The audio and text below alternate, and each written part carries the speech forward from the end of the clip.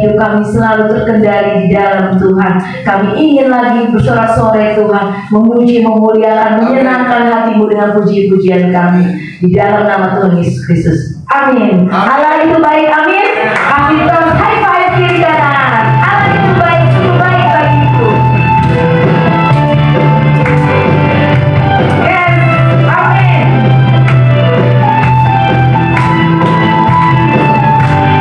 Allah itu baik. Allah itu baik, sungguh baik bagiku. Kasih setianya yang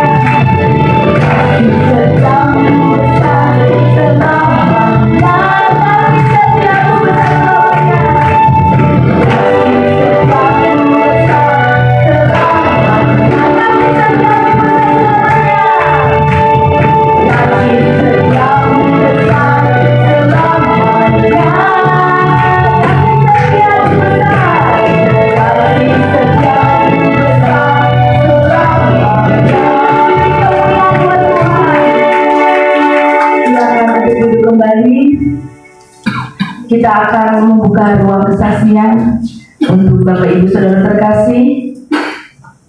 Jika ada, kalau gitu kita akan mendengarkan kesaksian pujian dari anak-anak sekolah minggu kita.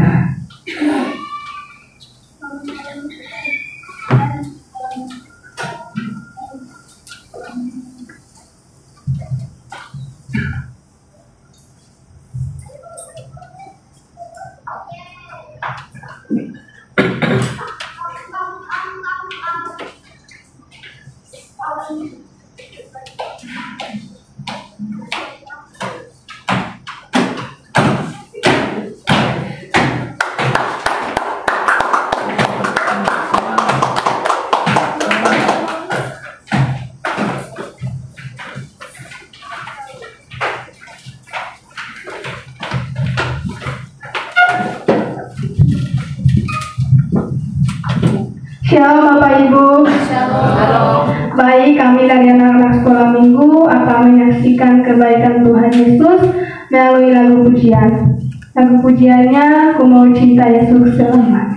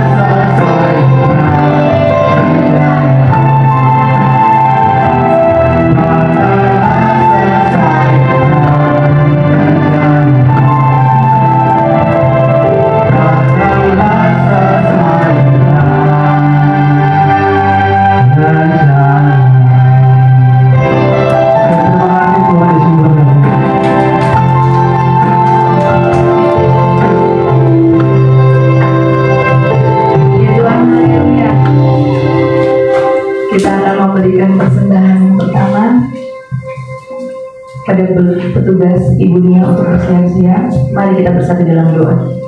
Bapak yang baik, kami sungguh mengucap syukur Tuhan kalau kami tadi baru diberkati oleh kesaksian anak-anak sekolah minggu untuk mencintai-Mu sekarang dan sampai selamanya. Tuhan Yesus, biar hidup kami semakin kuat di dalam Engkau.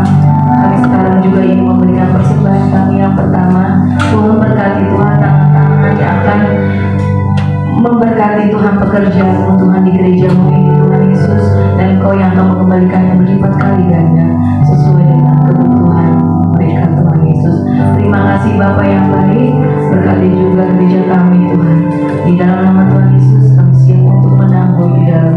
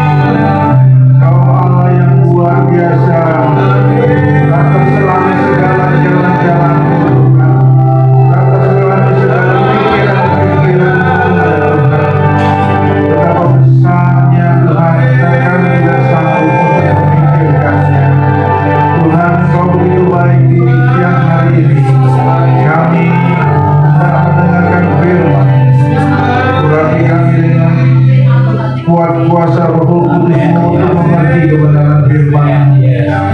Sebab itu ditutup bagi orang-orang pintar dan orang-orang bijak, tetapi dibukakan bagi kami anak-anak Tuhan. Terima kasih Bapa, terima kasih Yesus. Kuduskan sekali lagi kami oleh darah-Mu dan pimpinlah kami untuk pikiran dan hati kami terarah kepada firman-Mu. Terpujilah Engkau Bapa di dalam nama Tuhan Yesus. Amin. Haleluya. Silakan duduk. Singer maupun worship leader. Haleluya, haleluya.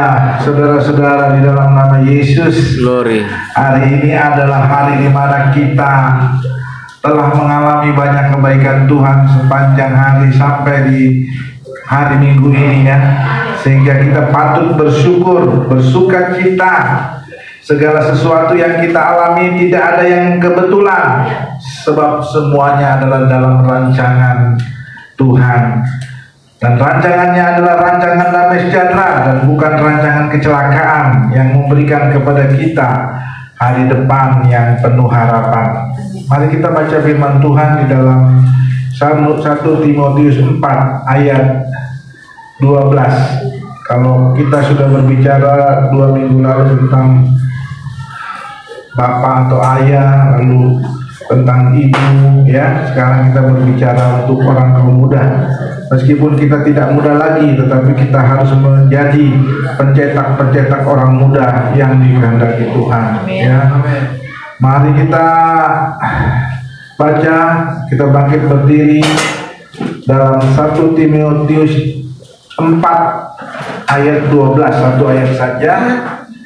1 Timotius 4 ayat 12. Kita sama-sama membacakannya. 1, 2, 3. Janganlah seorang pun menganggap engkau rendah karena engkau muda. Jadilah teladan bagi orang yang percaya dan beramahmu dalam tingkah lakumu, dalam kasihmu, dalam kesetiaanmu, dan dalam kesucianmu.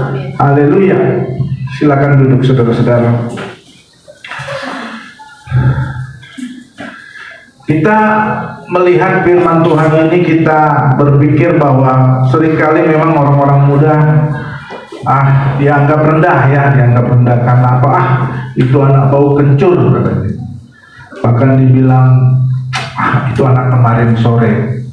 Tapi Paulus menasihati Timotius supaya Timotius tidak dianggap rendah ya, tidak diremehkan, tidak disepelekan, tidak dianggap nggak ada apa-apanya gitu ya.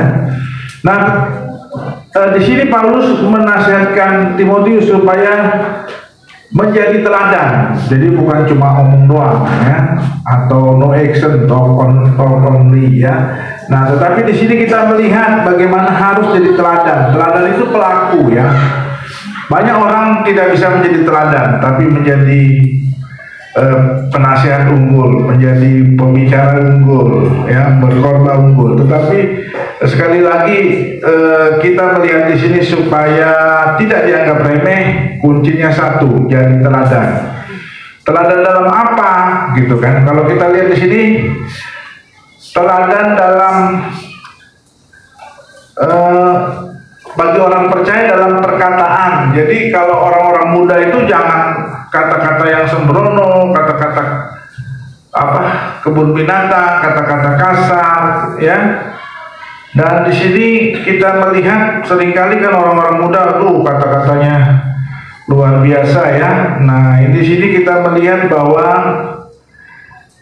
harus menjadi teladan dalam hal perkataan, tingkah laku, dan di dalam kasihmu. Nah, menyangkut kasih kita baca di dalam 1 Korintus 13. Kita salah seorang mau bacakan 1 Korintus 13. Dalam hal kesucian banyak kali orang-orang muda sudah terlibat seks bebas, apalagi mabuk-mabukan, bahkan narkoba ya. Apalagi yang terkenal hidupnya penuh dengan tato ya, tato-tato yang bukan tato-tato cuma tempelan atau yang bisa dihapus, tapi yang tidak bisa dihapus ya. Kita salah seorang membacakan 1 Korintus 13 ayat 1 Korintus 13 ayat yang ke mana tadi? Oke, sorry. Ayat yang keempat sampai yang ke 7. Silakan. 1 Korintus 13 ayat keempat sampai ke 7. Silakan kita mendengar dan menyimaknya.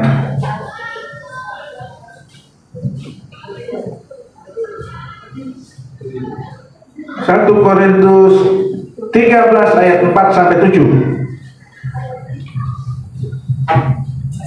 Kasih itu sabar, kasih itu murah hati. Yes. Ia tidak cemburu, ia tidak merendahkan diri dan tidak sombong. Ia tidak mengeluarkan yang tidak sopan dan tidak mencari keuntungan diri sendiri. Ia tidak pernah dan tidak menyimpan kesalahan orang lain. Ia tidak bersukacita karena ketidakadilan, tapi ia bersukacita karena kebenaran. Ia menutupi segala sesuatu, percaya segala sesuatu, mengharapkan segala sesuatu, sebab menanggung segala sesuatu.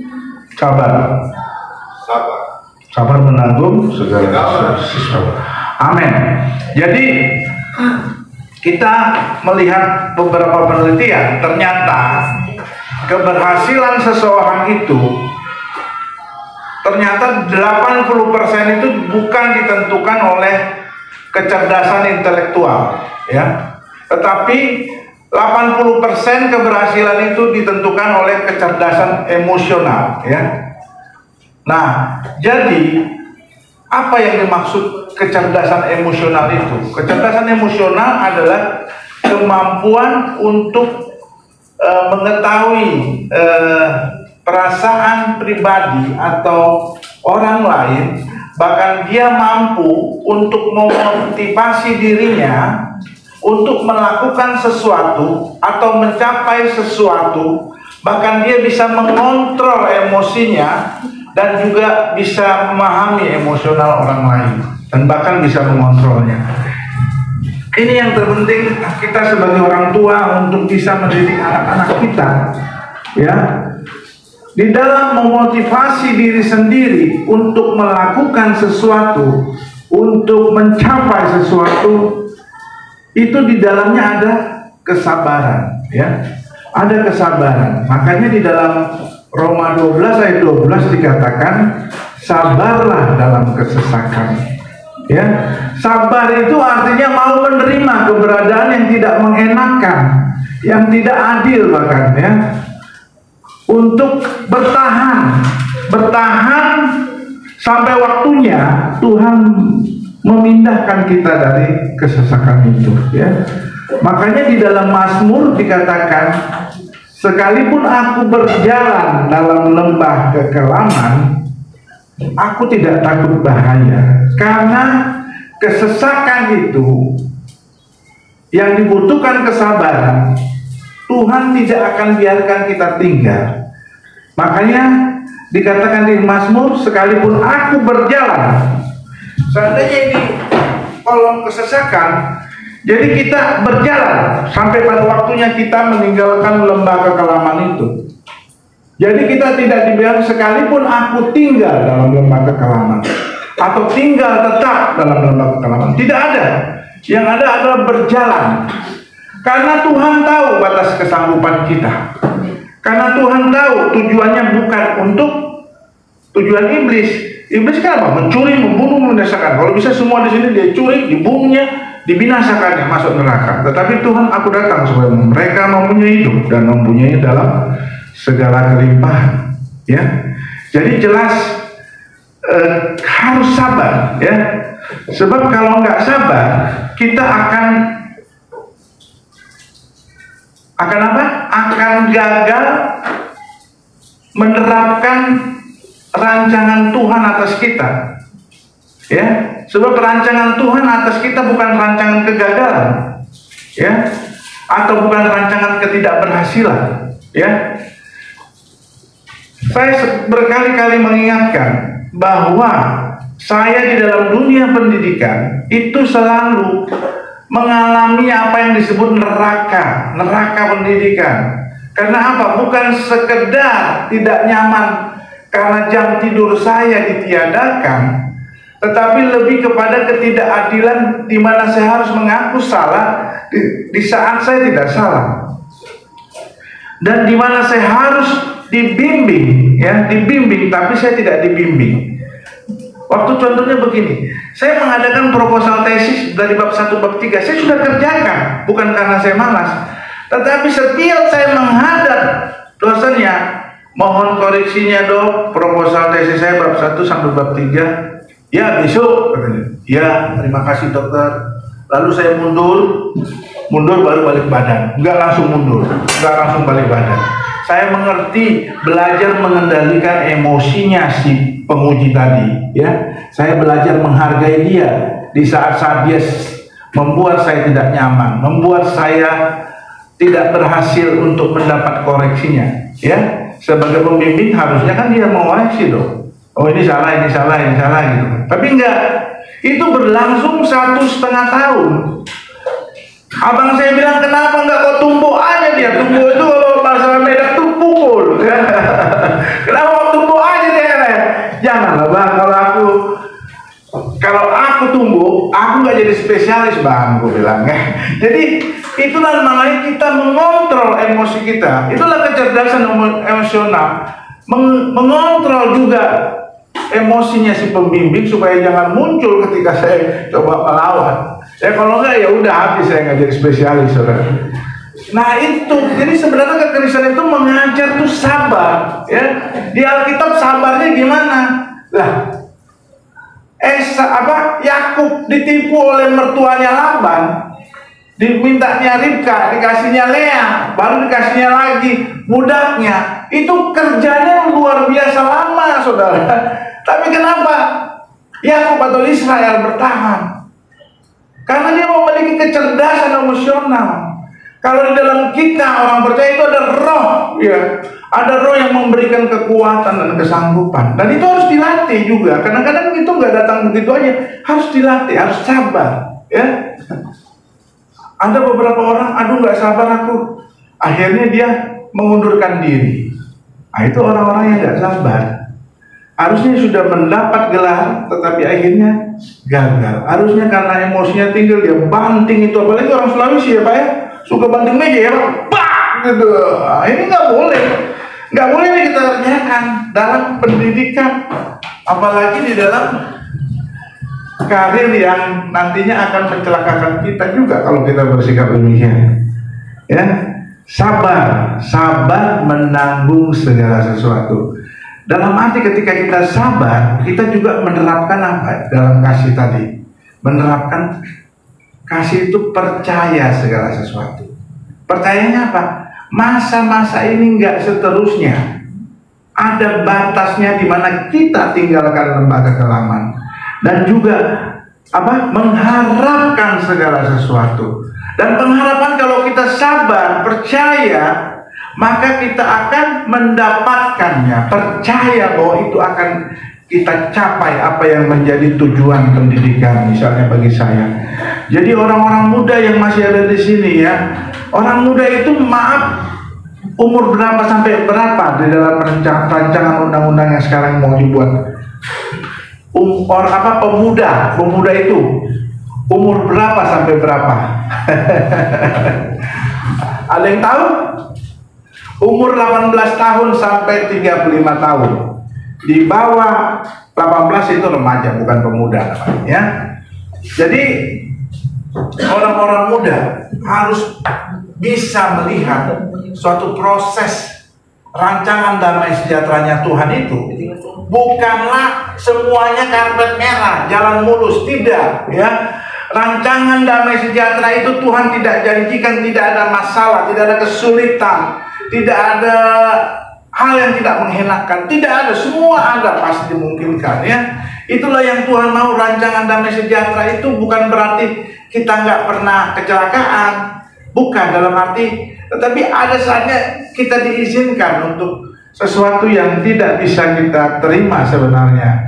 Karena kita sudah di dalam Tuhan, kita aduh kok begini sih Tuhan, giliran aku makin dekat sama Tuhan kok aku makin susah hidupku, bukan makin gampang. Katanya engkau datang supaya aku memiliki hidup dan memilikinya dalam segala kelimpahan. Tapi nyatanya kok begini Tuhan? Kok semuanya jadi jalan buntu? Katanya engkau membuka jalan keluar. Nah, disinilah kita tidak bisa melihat rancangan Tuhan. Makanya selagi kita tidak mengerti rancangan Tuhan, kita tidak boleh mengatakan hal-hal yang demikian. Kita harus percaya segala sesuatu bahwa Tuhan tidak pernah mau membuat kita celaka. Sekalipun kita sekarang mengalami celaka, ya tidak enak. Saya jaga 12 kali sebulan. Kalau udah jaga, itu pagi itu udah visit ke pasien, baru nanti ikut laporan pagi, ikut ronde dan sebagainya. Itu nggak mengenakan. Tetapi itu harus jalan, bahkan nanti pulangnya jadi udah nggak tidur nih satu malam nih. Bagaimana mau tidur? Pasien datang, masa kita tidur? Pasien datang. Nah setelah itu besoknya kita nggak langsung pulang jam 2. Kita kerjakan pekerjaan bangsa yang begitu banyak, akhirnya pulang baru jam 7 malam. Bahkan untuk istri sendiri nggak punya waktu, ya. Di masa-masa tertentu begitu mengalaminya. Tetapi itu harus sabar, ya. Orang sering lihat enak Pak Dokter begini, tapi dia nggak tahu prosesnya, ya. Itu mereka nggak ngerti bahwa untuk mendapatkan itu nggak gampang, ya. Bukan seperti kita S2 lain 2 tahun selesai. Gampang kalau itu. Tidak ada sesuatu yang membuat kita susah, ya. Jadi makanya itu saya bilang, di dalam hal apapun bagi saudara, mungkin saudara tidak seperti saya karena profesi berbeda, tetapi di dalam hal-hal itu ada kesulitan-kesulitan juga yang Tuhan izinkan untuk kita mampu bertahan, ya, sehingga kita memiliki kecerdasan emosional yang itulah nanti membuat kita berhasil, ya. Amin, saudara. Ya, jadi kita melihat bahwa orang-orang muda itu harus punya watak seperti itu, mampu bertahan, ya. Ada anak-anak baru masuk, apa itu namanya? Kalau jadi hamba-hamba Tuhan itu mengabdi dulu di daerah, apa Pak Ferry? Pikaris kalau di kita Pantekosta apa tuh anak-anak muda yang magang dulu di rumah gembala-gembalanya. Praktek lah ya. Lupa saya istilahnya itu. Pengerja. Seringkali mereka nggak tahan terhadap perilaku keras dari gembala-gembalanya. Padahal firman Tuhan, kalaupun bosmu atau atasanmu begitu bengis, hormatilah dia karena engkau harus melakukannya seperti untuk Tuhan. Nah itu, jadi kadang-kadang kita mengalami ketidakadilan, tetapi kalau kita bertahan, nanti hasilnya luar biasa, ya. Kayak saya bisa memiliki gelar dan sebagainya, ya. Kita harus mampu bertahan di saat-saat seperti itu. Orang-orang muda harus seperti itu. Nah, ibu-ibu harus mendidik anak-anaknya seperti itu, memberi tanggung jawab, memberikan dia mampu. Bukan kita berusaha membuat dia tersakiti, tidak, tetapi bagaimana kita ajari bahwa orang-orang muda hidup ini tidak seperti sesuatu yang gampang-gampangan, ya. Allah itu gampang memberi, murah memberi, tapi dia tidak gampangan. Dia bahkan anak-anak yang dikasihinya pun dia kalau di firman Tuhan dihajarnya, ya, dihajarnya untuk mampu bertahan di dalam keadaan-keadaan kesesakan. Kalau tidak demikian, Tuhan tidak bilang sabarlah dalam kesesakan. Tapi karena kesesakan itu tidak mengenakan, maka Tuhan bilang sabar dalam firman-Nya. Sabar aja. Nggak selamanya kau dibuat kesesakan sama Tuhan. Ada saatnya kau akan meninggalkan lembah kekelaman, ya. Dan lembah kekelaman itu tidak terus-terus lembah kekelaman, tidak. Ada saatnya kau tidak akan mengalami lembah kekelaman, supaya kau bertahan, orang-orang muda, ya. Jadi jangan gampang mewek, baperan, itu nggak boleh, ya. Nggak boleh. Ya kadang-kadang kita emosi kita juga bisa tersentuh, nangis nggak apa-apa. Tetapi kita harus tegar, ya, tegar menghadapinya, ya. Nah, di dalam firman Tuhan juga anak-anak muda itu harus apa? Harus percaya segala sesuatu, ya. Jadi baru-baru ini saya tertarik kasusnya Pak Gembala, ya. Pak Gembala dalam kedukaannya, kita semua jemaat berduka, ya, atas meninggalnya kakak terkasihnya Pak Ferry, ya. Kalau kita lihat Pak Gembala ini sudah menerapkan apa itu iman, ya, mengatakan, menolak segala kematian-kematian yang tidak sesuai dengan kehendak Tuhan atau yang bukan dari Tuhan. Itu benar itu, saudara. Berdoa sungguh-sungguh, ya, karena berdoa sungguh-sungguh itu adalah sesuatu ciri-ciri anak-anak Tuhan, ya, yang bertekun dalam doa. Daud pun melakukan seperti demikian. Nah, tapi apa yang dimintanya dan diklaimnya tidak terjadi, ya, tidak terjadi, ya. Terus Pak Gembala langsung, aduh, salah ini saya doa saya ini. Wah, ada begitu Pak Gembala? Enggak kan? Aduh, salah nih saya berdoa ini. Saya bukan cari dulu kehendak Tuhan baru saya berdoa. Apa demikian? Betul nggak itu? Boleh nggak seorang gembala ketika mendoakan tidak berhasil terjadi, dia bilang saya berdoa salah? Tidak, ya. Tidak boleh kita berkata doa itu salah. Sikapnya apa? Ya sudah. Artinya kita sebagai orang-orang percaya, ya, harus sungguh-sungguh berdoa. Tidak ada keraguan dalam doa, yang dengan iman tidak ada boleh ragu-ragu. Jangan-jangan bukan kehendak Tuhan, nggak ada itu. Dan tidak ada doa mencari kehendak Tuhan, tidak ada. Karena apa? Janganlah kamu khawatir tentang apapun juga. Tapi tidak dibilang carilah dulu kehendak Allah, baru nyatakanlah segala hal keinginanmu kepada Allah dalam doa dan permohonan dengan ucapan syukur. Tidak. Janganlah hendaknya kamu khawatir tentang apapun, tapi nyatakanlah segala hal, bukan keinginan Bapa, bukan keinginan Yesus. Nyatakanlah dalam segala keinginanmu kepada Allah dalam doa dan permohonan dengan ucapan syukur. Jadi berdoa tidak disuruh mencari dulu, berdoa. Minta sesuai keinginanmu, nggak apa-apa. Itu adalah sesuatu yang positif. Apalagi yang diminta bukan untuk memuaskan daging. Pak Gembala berdoa untuk kesembuhan kakak yang dikasihnya, itu bukan untuk menyenangkan kedagingan saya, ya enggak? Itu doa yang benar isinya, menyatakan kesembuhan, karena Yesus berkata, aku oleh bilur-bilurku penyakitmu disembuhkan. Jadi itu klaim yang benar. Dan kita tidak boleh merasa bersalah ketika akhirnya saudara kekasih itu meninggal, ya. Di Alkitab ada contohnya nggak? Kira-kira orang yang berdoa Tuhan gak ini? Dia doa sungguh-sungguh. Daud. Nah, ketika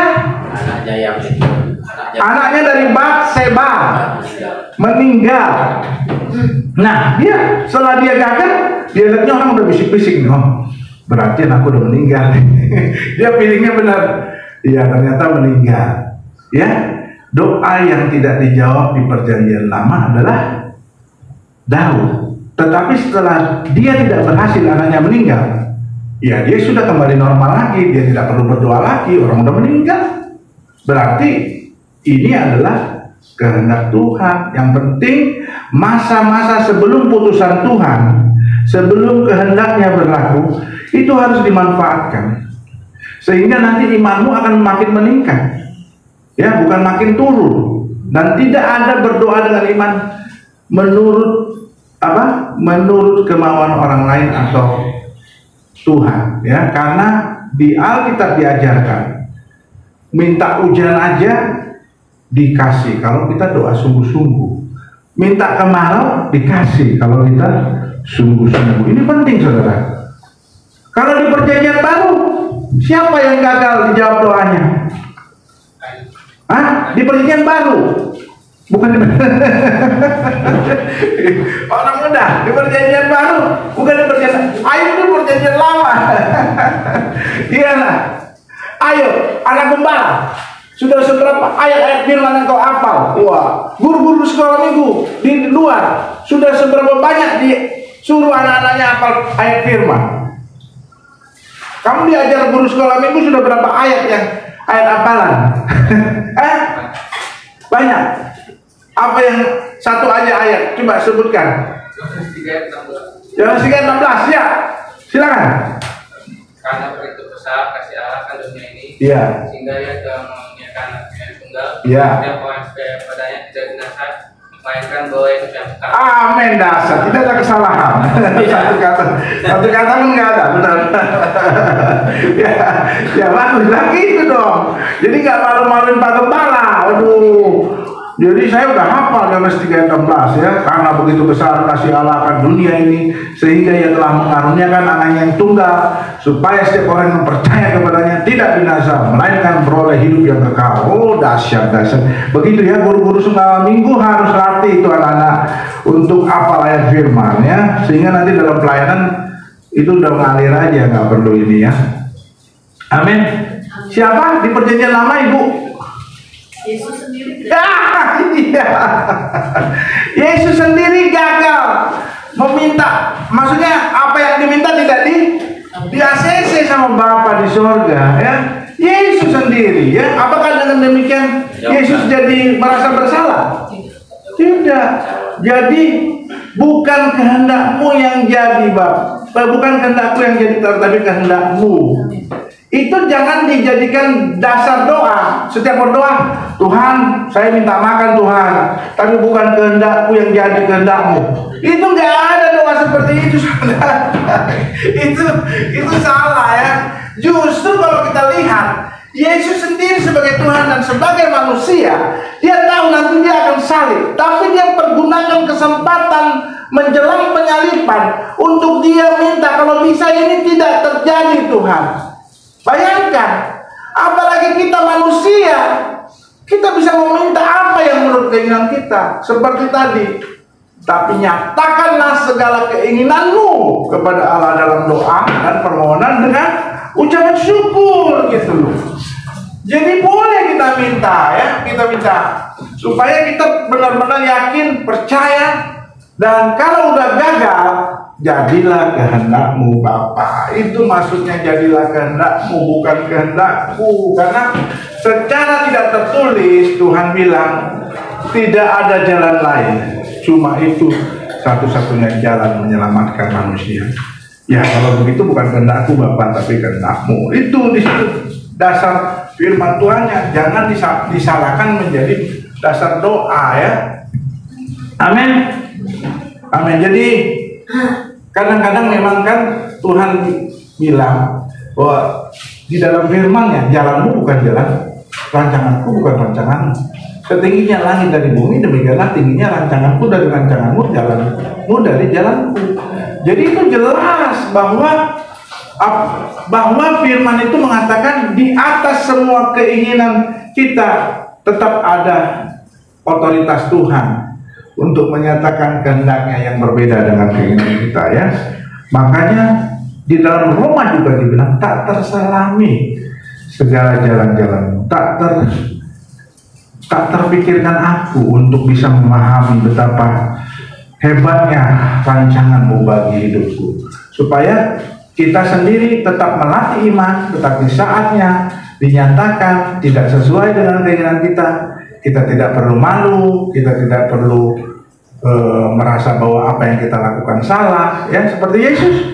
Loh, kalau Yesus seperti Abraham juga, loh, aku udah minta nggak dikasih lah, kalau gitu nggak mau lah aku kesalib, enggak ya. Tetap di atas semuanya kita harus terima, ya.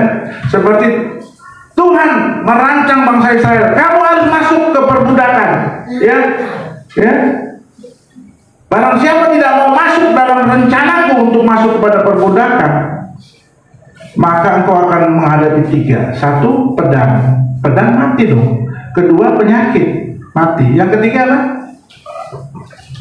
Ada yang tahu? Ya, apa?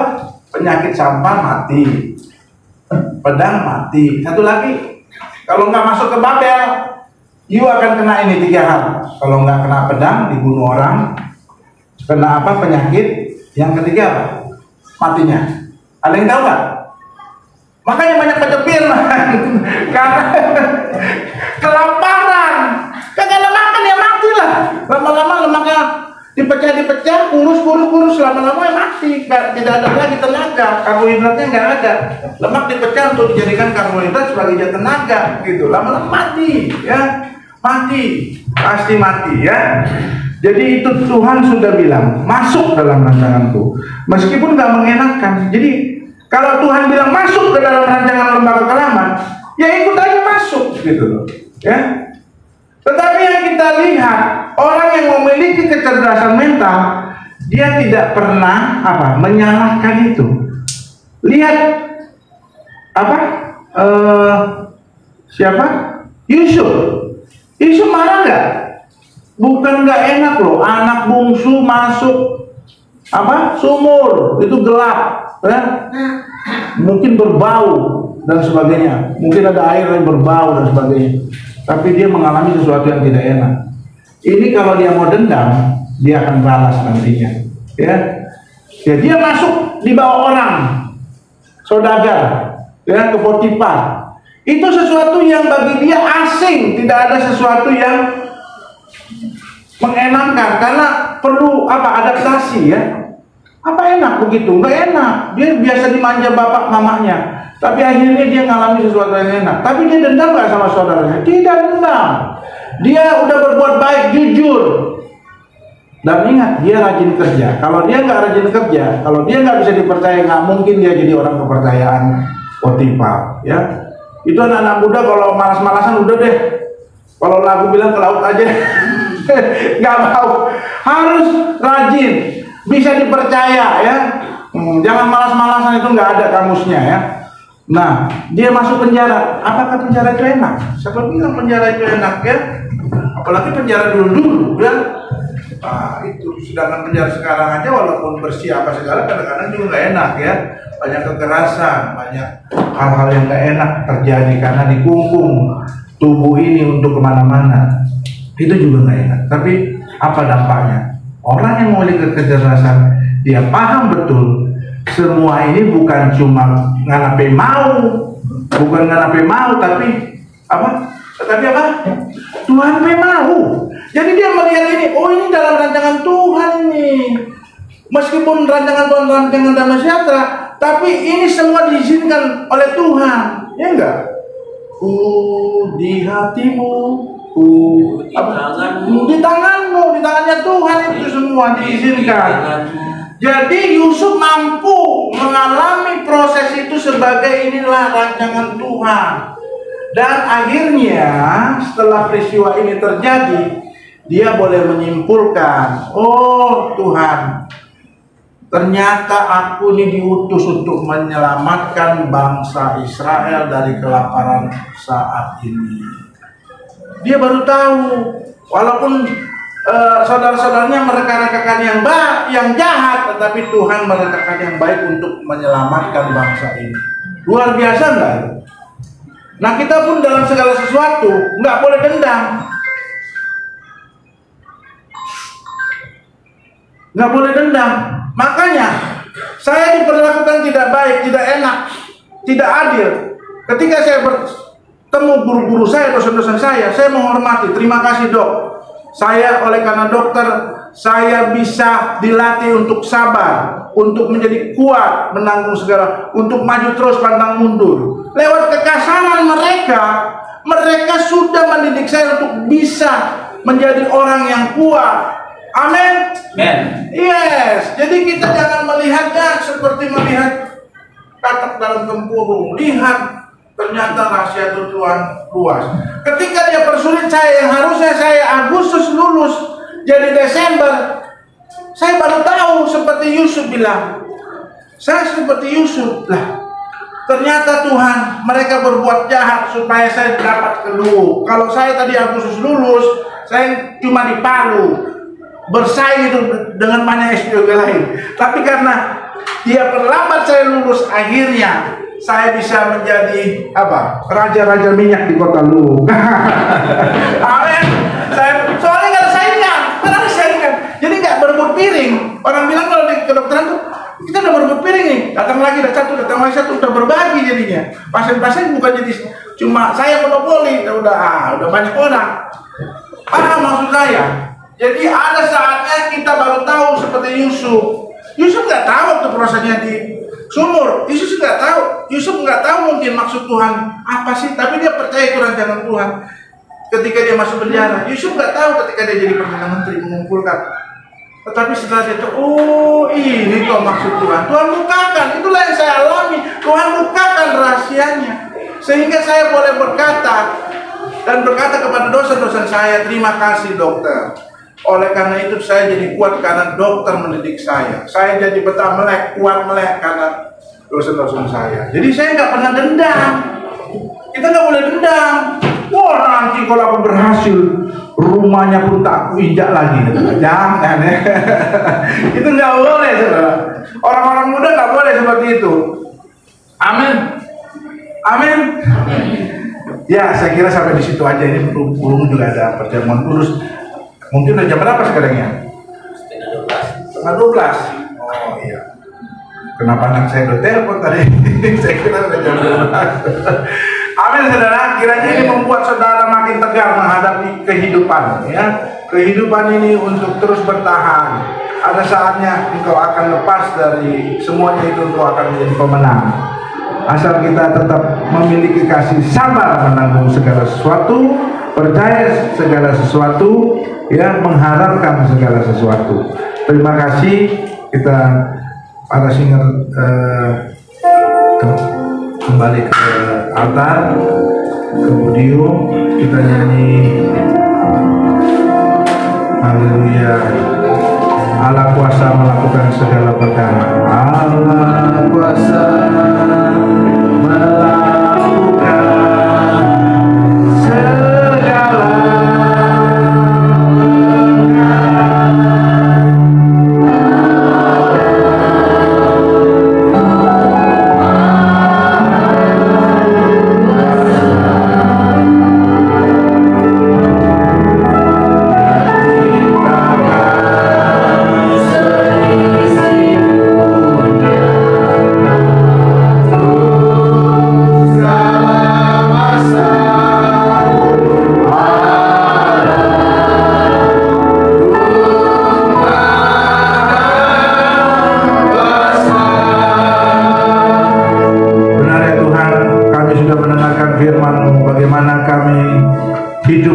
sebagai orang muda ataupun sebagai bapak atau ibu atau nona dan sebagainya. Tuhan, kami percaya bahwa kami harus memiliki kasih. Di dalam kasih kami bukan hanya baik, sopan, tetapi ternyata kami menjadi orang-orang yang kuat karena kami mampu sabar dalam segala sesuatu.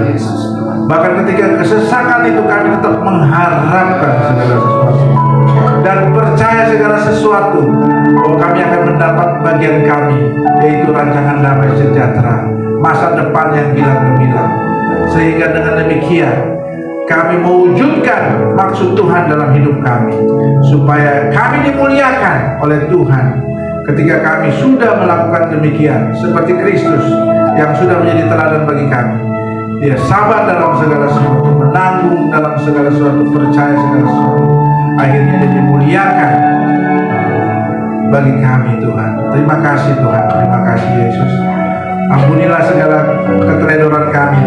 Banyak sekali keputusan-keputusan kami karena ketidaksabaran kami, yang kami anggap itu adalah rancangan Tuhan, padahal itu tidak maunya Tuhan. Sehingga kami tidak mendapatkan apa yang Tuhan mau kami dapatkan. Untuk itu Tuhan, ampuni kami dan kuduskan kami oleh darah yang kudus. Ajar kami untuk ke depan kami tidak jatuh dalam lubang yang sama, jatuh dalam kesalahan yang sama, kesalahan memutuskan untuk bertahan. Ada saatnya Tuhan, di saat-saat sulit pun kami harus berkata, berikan kami kekuatan, kuatkan kami untuk tidak lemah dalam bertahan, sehingga kami sabar dalam kesesakan. Untuk itulah kami harus dipanggil untuk kami melakukan apa yang Tuhan mau dalam hidup kami.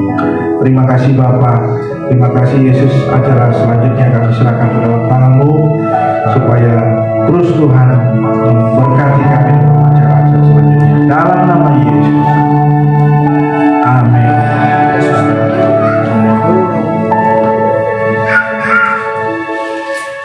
Aku mau jadi yang terpercaya.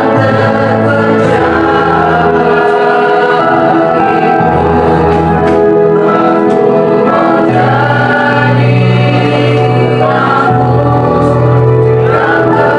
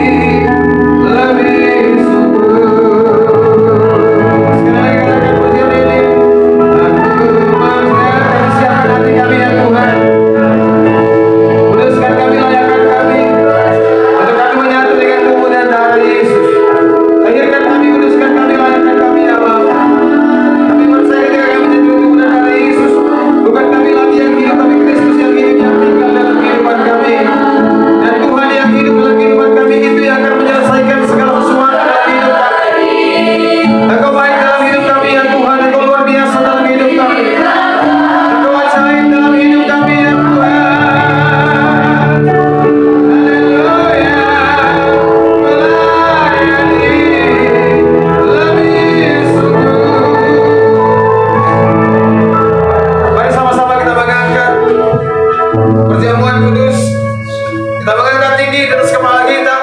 Dan saya percaya ini bukan roti lagi, ini bukan anggur lagi, tapi tubuh dan darah Yesus.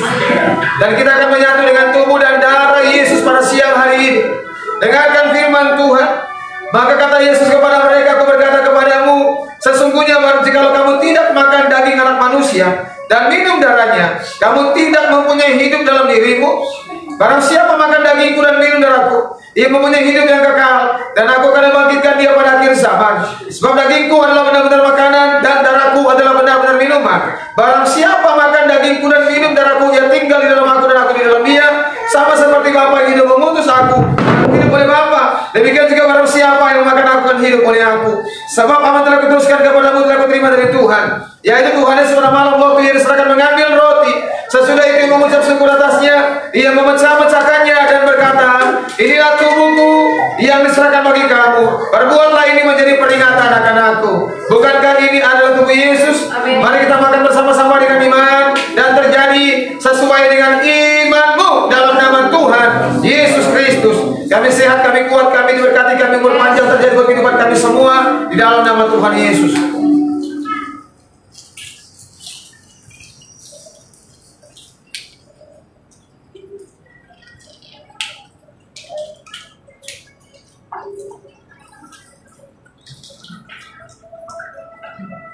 Demikian juga mengambil cawan. Sesudah makan lalu berkata, cawan ini adalah perjanjian baru yang dimeteraikan oleh darahku. Perbuatan ini setiap kali kamu meminumnya menjadi peringatan akan aku. Bukankah ini adalah darah Yesus? Mari kita minum bersama-sama dengan iman dan terjadi sesuai dengan imanmu dalam nama Tuhan Yesus Kristus. Haleluya, haleluya, haleluya.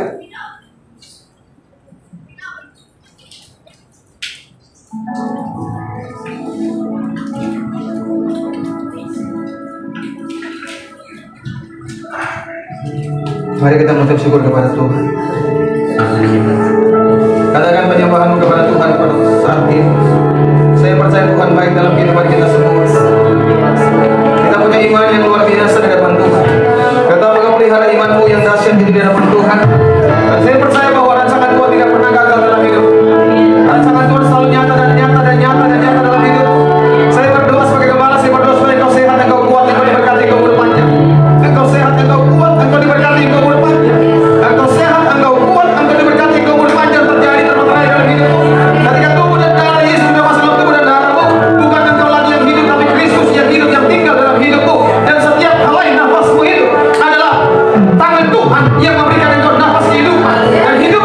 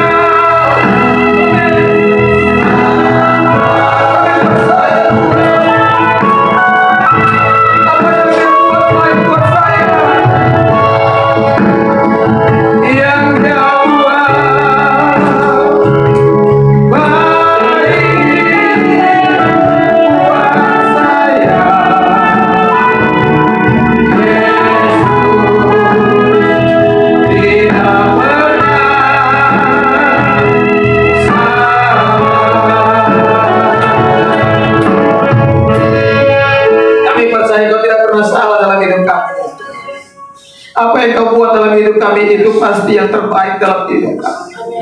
Itu pasti yang terbaik dalam hidup kami. Pada hari ini kami mengucap syukur Tuhan atas kebaikan jemaat-jemaat Tuhan yang ada pada hari ini. Apa percaya jemaat-jemaat Tuhan diberkati oleh Tuhan, dipelihara oleh Tuhan, dijaga oleh Tuhan.